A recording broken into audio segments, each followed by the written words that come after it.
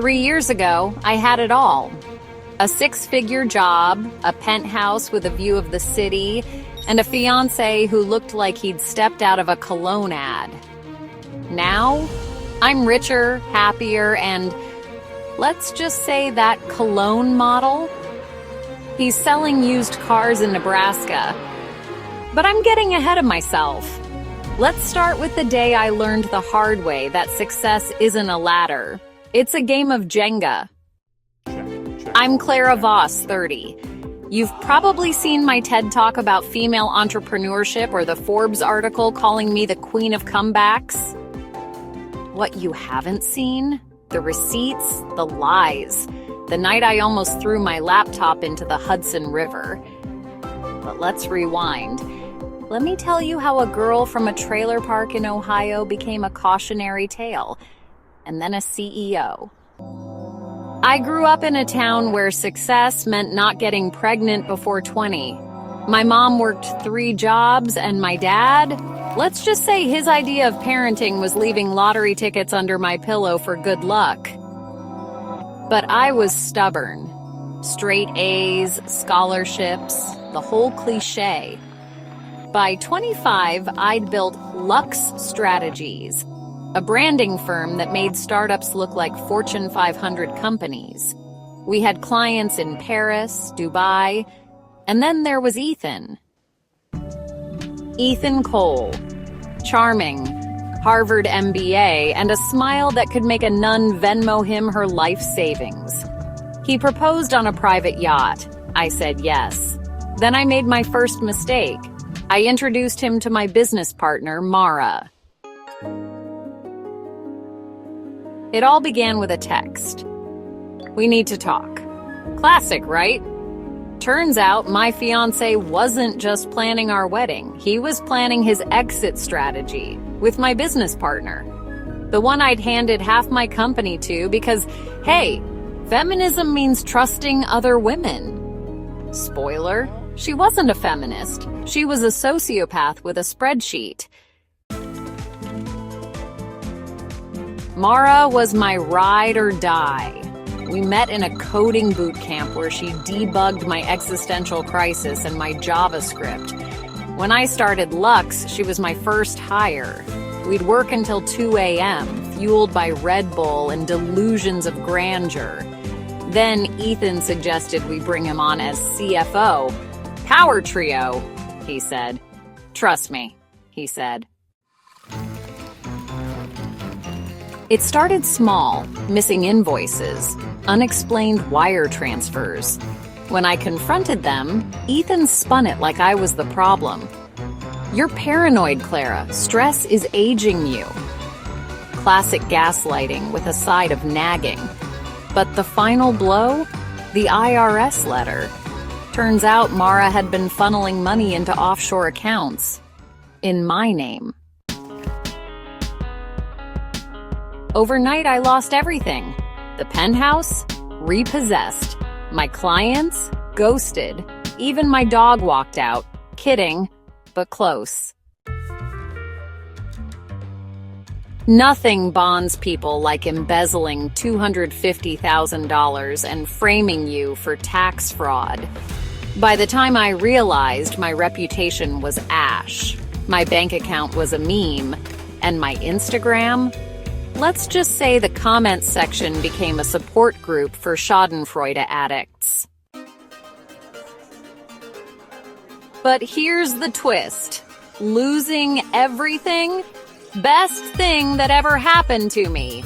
Because when you're sleeping on your sister's couch eating ramen for the 47th night in a row, scrolling through Instagram as Ethan and Mara posted yacht selfies with the caption, "Living our best lives."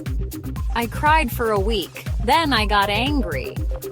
And when Clara Voss gets angry, she gets creative and plots. Mostly plots. Turns out my ex-partner forgot one tiny detail. Remember my dad's lottery tickets? Turns out his one good lesson was always keep a paper trail. I'd kept a journal since day one of Lux. Not the gratitude and lavender oil kind. Not just needing notes, passwords, receipts, everything. Mara's confession about her tax-evading uncle, Ethan's shady startup in the Bahamas, and voicemails. So many voicemails. Even Mara bragging about her offshore accounts. Check, checked. Check one, check two, check, check. Funny thing about narcissists, they love the sound of their own voice. I handed that journal to a forensic accountant and a very bored prosecutor. Turns out, tax fraud isn't a girls' trip activity. Revenge isn't pretty, but subpoenas? Oh, they're beautiful. While she was busy hiring a lawyer, I doubled down. I was busy hiring myself. Started a new company from my sister's dining table. This time, no partners, no boyfriends, 100% mine. Just me and my rage-fueled Excel sheets. Called it Phoenix Consulting. Subtle, right? We targeted women whose partners or bosses screwed them over and audit their businesses. Turns out there's a market for, is he loyal or just LinkedIn fluent? Seems there's a booming market for revenge via ROI. Within a year, we'd tripled Lux's revenue. My TED Talk went viral. Last I heard, my ex-partner's trading her Louboutins for prison Crocs. And the ex-fiancé? Let's just say Karma's a better storyteller than I am. His used car empire? More like a used Honda Civic in a Walmart parking lot. But here's the secret they don't tell you about Triumph. It's lonely. I've got a penthouse again, but now it's filled with silence, my dog, and plants. So many plants. Turns out, trust issues make you great at keeping succulents alive. Last month, I hired a PI to find my dad. Turns out he's in Bali running a yoga retreat. Sent me a postcard. Karma's a bitch. Proud of you, kid. I framed that postcard. It's hanging next to my Forbes cover. Because the truth is, my triumphant transformation wasn't about burning bridges. It was about building a damn submarine to survive the wreckage. Would I do it all again? Absolutely. But next time, I'd skip the fiancé and invest in Bitcoin earlier. So here's my unsolicited advice. Let them underestimate you. Let them betray you. Let them think you're done. Because when you rise from the ashes, you burn brighter. And you know exactly where to aim the fire. Your darkest chapter is just the prologue. Now go grab a journal and start taking notes. Your comeback starts now. #Phoenix mode.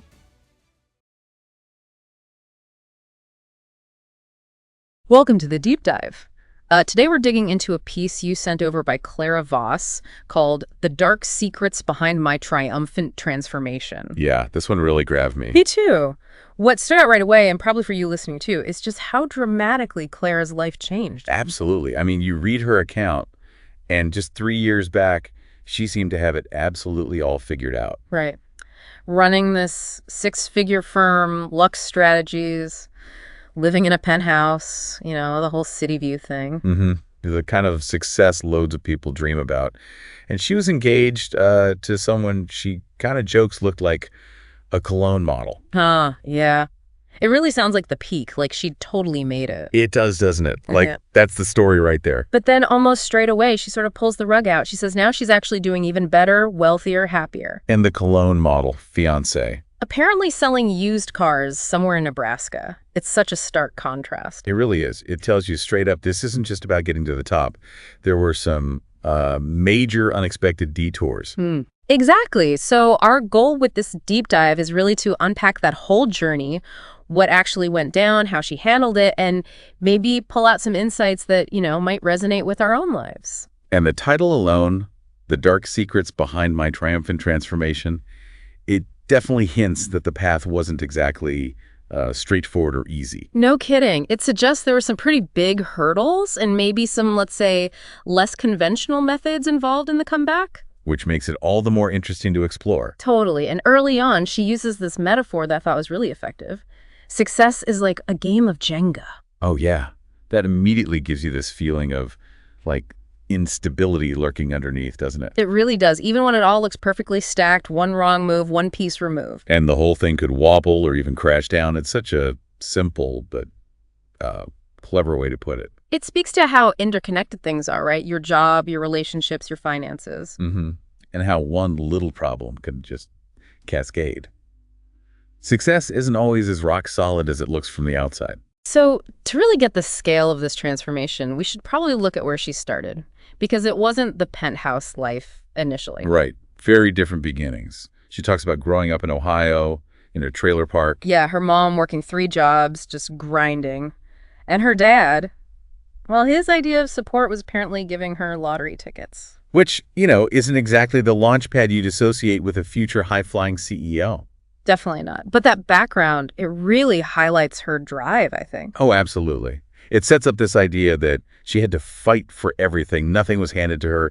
That resilience was obviously baked in early on. Yeah, she mentions being stubborn, getting straight A's, winning scholarships, that real grit and determination story. And you see that carry through. By 25, she's already founded Lex Strategies. And it wasn't just some small thing. This firm was making startups look like massive Fortune 500 companies. Seriously impressive branding work. And getting clients internationally, right? Yeah. Paris, Dubai, this is the real deal. It really was, which just shows her talent, her strategic thinking from a young age. To build that so quickly. Yeah, that takes serious skill and just sheer execution power. Okay, so into this picture of her building this amazing business, step the 2 other key players. Right, Ethan Cole, the fiancé, the charming one with the Harvard MBA. The cologne model. And then there's Mara, her business partner. The one she met in a coding boot camp, interestingly enough. Yeah, I thought that was an interesting detail, too. It shows Clara was, always learning, maybe taking less obvious paths. You can see how that shared experience, learning code together, probably built a really strong initial bond between them. Or, well, what Clara thought was a strong bond. Exactly. She calls Mara her ride or die. The person who was there for all those crazy early startup hours at Lux. Mara was her very first hire. You can picture it right. Late nights, shared dreams, building something together. Totally. And then Ethan comes into the picture, first personally, but then he gets brought into the business too, as CFO. The plot thickens. Ethan apparently called them a power trio. Yeah. And Clara mentions something here that's just, really poignant later on. She says, feminism means trusting other women. Oof. Yeah, reading that, knowing what's coming, it really lands differently. It shows her initial belief, her desire for that solidarity. Which is a great ideal, wanting to support other women in business. But, yeah, it's a tough reminder that trust, while crucial, also needs, maybe a healthy dose of verification sometimes. You could say that. So at this point in her story, everything looks amazing from the outside. Business booming, handsome fiance, trusted partner. The Jenga tower looks pretty solid. Absolute. Picture perfect. All the pieces slotted in just right. But like she hinted from the start, that stability, it was basically an illusion. Built on shaky ground, it turns out. Not secure at all. And the first sign of trouble, the first crack, it comes in such a modern way, doesn't it? A text message? The dreaded, we need to talk. Exactly. And she thinks maybe it's about wedding plans or something, but no. Ethan's planning his exit. And not just his exit from the relationship. No. And the real ticker, Mara, her ride or die, is in on it with him. Wow. The double betrayal, that's just brutal. It really is. Not just personal, but her whole professional foundation is rocked too. You can only imagine how shattering that would be. Yeah. Losing your partner and your key business ally, your friend, all at once. It would make you question everything. Your judgment. Who you can trust. Totally. And she describes how it started subtly before the text. Things like missing invoices, wire transfers she couldn't explain. No red flags. Right. But when she brings them up, Ethan just gaslights her. Classic tactic. Makes her doubt herself. Completely. Calls her paranoid, tells her the stress is making her look older. Yeah. Just really manipulative stuff to throw her off the scent. That's calculated. Making the victim question their own reality so the bad stuff can continue. So damaging. And then the absolute hammer blow lands. An IRS letter. Oh, no. Yeah. Turns out Mara had been funneling company money into offshore accounts Okay. and had set it all up in Claire's name. What? Seriously? Yeah. That's beyond betrayal. That's setting her up to take the fall. Criminal charges, potentially. Exactly. Facing prison time for fraud she didn't even commit. Talk about a nightmare scenario. Catastrophic doesn't even begin to cover it. Legal trouble, financial ruin. And it all happened practically overnight. The penthouse, gone, repossessed. Wow. Clients just vanished. Her reputation totally shredded. She even makes this dark joke about her dog almost leaving her, too. That really drives home the sense of complete isolation, doesn't it?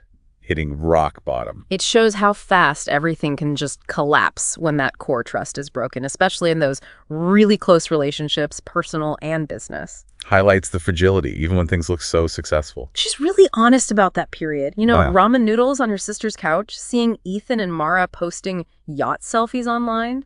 Infuriating. Oh, that would just twist the knife. Right, but it's right there at absolute rock bottom that something changes. She says, I cried for a week, then I got angry. Ah, here we go. Yeah. And when Claire Voss gets angry, she gets creative and plots. Mostly plots. And that feels like the real pivot point in the whole story, doesn't it? Absolutely. You That's know? the resilience kicking in hard. She doesn't just collapse in despair. She takes that anger, that raw emotion. Channels it into strategy, into action. Right. Turning that negative energy into something constructive, even if it's initially plotting. That's often what separates people who overcome huge setbacks. And this is where that bit of advice from her dad, the lottery ticket guy, suddenly becomes incredibly important. They always keep a paper trail line. Exactly. It turns out Clara did. She kept a journal. But it wasn't just like feelings and stuff. Okay. What was in it? Everything. Detailed records, meetings, passwords, receipts. But crucially, she'd also jotted down things Mara and Ethan had said. Confessions, boasts. No way. Like what? Specific things. Mara casually mentioning some tax-dodging uncle, Ethan bragging about some shady side hustle he had going, even voicemails Mara left bragging about her offshore accounts. Oh my God. They basically handed her the evidence. Pretty much. Claire makes this great point. Funny thing about narcissists, they love the sound of their own voice. That journal became her secret weapon. Undeniable proof. That's incredible. That meticulous record keeping, maybe just a habit, turns into the key to everything.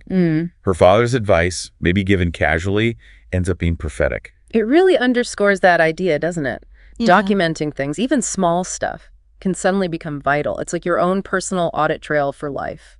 It transformed her situation. She wasn't just a victim anymore. She had cold, hard proof. That gives her leverage, power. And her next move wasn't, some big dramatic showdown. No.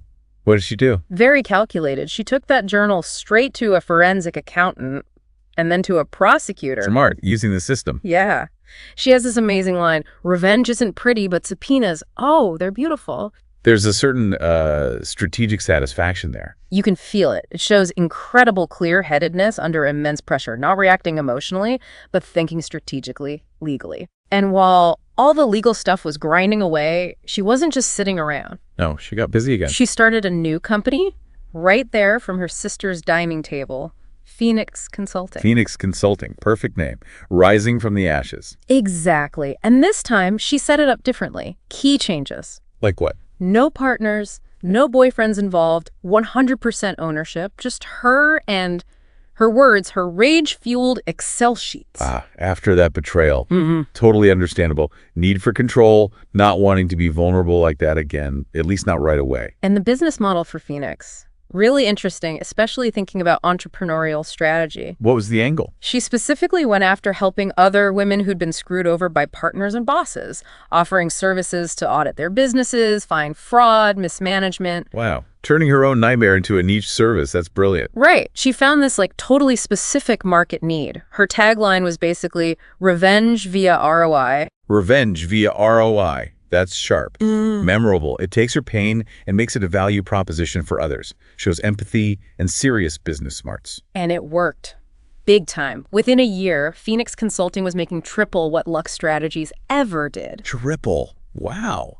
That's some comeback. And then her TED Talk about it all went viral. Suddenly she's the queen of comebacks. A title well earned, sounds like. Meanwhile, the updates on the other two? Well, They provide a certain sense of closure, let's say. What happened to Ethan and Mara? Mara was apparently facing serious jail time for the fraud, and Ethan's big used car empire turned out to be basically one old Honda on a dusty lot. Poetic justice, perhaps. Actions having consequences. Seems like it. It definitely underlines that her strategy worked, not just for her own recovery, but in terms of accountability, too. Yeah, that provides a satisfying end to that chapter, at least from an observer's perspective. But, and this is important, her account doesn't just gloss over the aftermath. It's not all triumph. No. What else does she talk about? She's really honest about the loneliness that came with the new success. Like, she's back in a penthouse, sure, but it's quieter. She fills it with plants now. A bit more cautious, maybe. Slower to let people in. Exactly. She admits the betrayal left her with major trust issues, which makes total sense. Yeah, that's a really crucial point. Success after trauma isn't just flipping a switch. There are lingering scars, emotional work to do. Rebuilding trust takes time. Her being open about that makes it feel much more real. Definitely. And then there's this lovely little twist about her dad. The lottery ticket guy, what about him? He's apparently running a yoga retreat in Bali now. Get out. Really? Yeah. And he sends her a postcard that just says, "Karma's a bitch. Proud of you, kid." That's actually really sweet. Unexpected, but sweet. A sign of his own quiet pride. Right. She puts the postcard next to her Forbes cover. It's this great image of different kinds of validation. That's a nice touch. Adds a bit of warmth. So Clara looks back and says her journey wasn't about, like, burning everything down in anger. No. How does she frame it? She says it was about building a damn submarine to survive the wreckage. A submarine. Wow. That's a powerful metaphor, too. Isn't it? It speaks to that need for inner strength, self-reliance, navigating through absolute chaos and coming out the other side. Intact and ready to move forward. Yeah, that really fits. And incredibly, she says she'd do it all again. Seriously? Yeah. After all that? Well, maybe minus the fiancé, she jokes. And maybe she'd have bought Bitcoin earlier. Fair enough. A little hindsight humor. Yeah. But embracing the whole messy, painful experience that shows real growth. It does. And she wraps up with some advice. She calls it unsolicited advice. What's the takeaway? Basically, embrace being underestimated, embrace being betrayed, being written off, because that stuff, it can fuel an unbelievable comeback. Use it as fuel. Don't let it define you. Exactly. And her very final thought, which really stuck with me as your darkest chapter, is just the prologue. Ooh, I like that. Now go grab a journal Yeah. and start taking notes. Back to the journal. That call to action, it's powerful. Document your life, the good and the bad. Yeah, because those experiences, even the awful ones, they hold lessons. They can be your map for the future. And like for Clara, maybe even your protection. It really makes you think, doesn't it? How many little details in our own lives, things we don't write down or pay attention to, could be important later? Maybe journaling isn't just reflecting, it's actively building a toolkit for the future. Yeah, a toolkit for understanding, maybe spotting red flags sooner, and like Clara showed, potentially having the proof you need when things go sideways. So maybe something to think about as you go about your day. Consider Clara's story, the foundations in your own life. And maybe the value of keeping better notes. Maybe you just never know when that paper trail might be exactly what you need.